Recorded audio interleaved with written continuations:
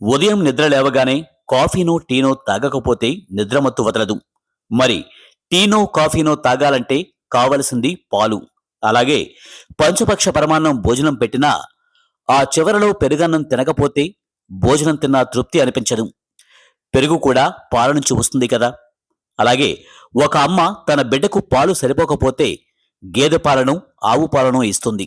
అంటే పుట్టిన బిడ్డ దగ్గర నుంచి ముదిసెల వరకు పాలను ఏదో ఒక రూపంలో తీసుకుంటూనే ఉంటారు. అలాంటి పాలు కల్తీ చేసి ప్రజల ప్రాణాలు తీస్తున్నారు కొందరు వ్యాపారులు. దీనికి ఉదాహరణ రాజమహేంద్రవరంలో జరిగిన ఘటన. కేవలం డబ్బు సంపాదించాలన్న ఆశతో పాలలో యూరియా, డిటర్జెంట్ పౌడర్, కాస్ట్ సోడాలు కలుపుతూ ప్రజల ప్రాణాలు తీస్తున్నారు. దీనికి తోడు పాలు చిక్కగా ఉండేందుకు ఫార్మలిన్ అనే రసాయనాన్ని కలుపుతున్నారు. దీనివల్ల కిడ్నీ, కాలేయం, క్యాన్సర్ వంటి తీవ్ర వ్యాధులు వచ్చే ప్రమాదం ఉందని హెచ్చరిస్తున్నారు డాక్టర్లు. ఈ మధ్యకాలంలో ప్యాకెట్ల పాలు వాడకం ఎక్కువ అవుతుంది. ప్యాకెట్ పాలు స్వచ్ఛమైనవా అంటే అవి చెప్పలేకపోతున్నాం. 2-3 రోజులు నిల్వ ఉంచడం కోసం అందులో కూడా కెమికల్స్ కలుపుతూ ఉంటారు.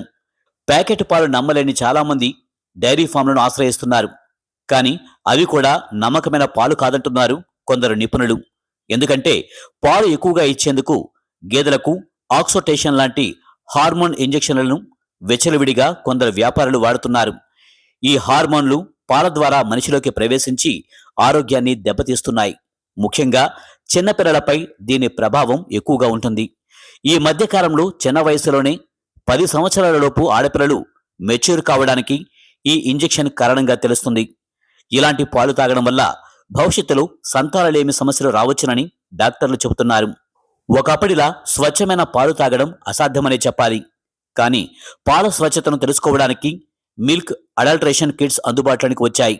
మనం తాగే పాలలో కల్తీ జరిగిందా లేదా అనేది తెలుసుకోవచ్చు. ఏదేమైనా కల్తీ పాలను అరికట్టడంలో ప్రభుత్వాలు కఠినంగా వ్యవహరించవలసిన అవసరం ఉంది. లేకపోతే సిగరెట్ ప్యాకెట్ మీద ఆరోగ్యానికి హానికరమని ఎలా రాస్తారో పాలు తాగితే ఆరోగ్యానికి హానికరమని చెప్పుకోవలసిన పరిస్థితి వస్తుంది. ఈ వీడియో మీకు నచ్చినట్లయితే లైక్ చేయండి, షేర్ చేయండి, కామెంట్ చేయండి.